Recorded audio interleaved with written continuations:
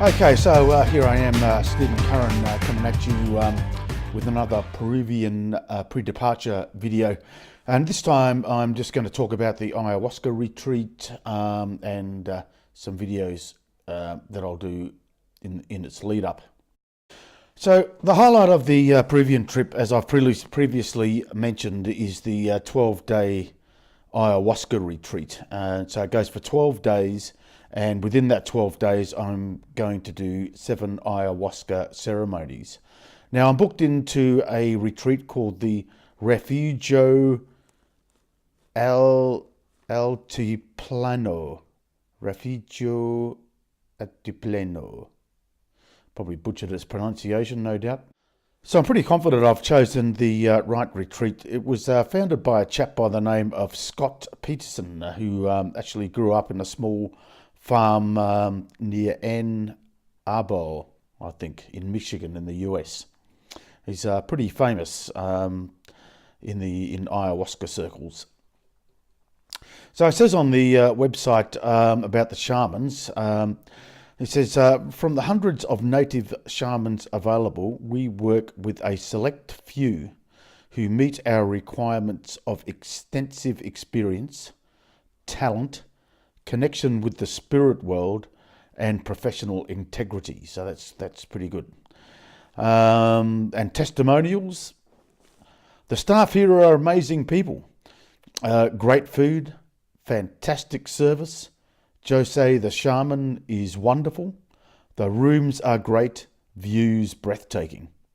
I wonder what it's like to have a breathtaking view. You know, you open up the curtains and fucking can't breathe. The fucking view is breathtaking. Okay, so I'm going to follow up with a couple of videos. This is the way I've planned to do it. Hopefully I'll get them all done. I want to talk about how I came across ayahuasca, you know, and maybe expand a bit more on the thought that, you know, I think I've been called to it, you know. It's been calling me before I even knew it, you know. Like a splinter in your mind. Why I'm doing it, what I think it is, and what I think will happen, and how I should perhaps prepare myself, and what I think the outcomes of it might be. So I'll expand on those hopefully in future videos. So I want to do another 4 of those. In the meantime, though, here's some thoughts of some people that I guess inspired me to take a closer look at this phenomenon. Yeah, I might like to know the rainforest. So I inquired about some of the ads.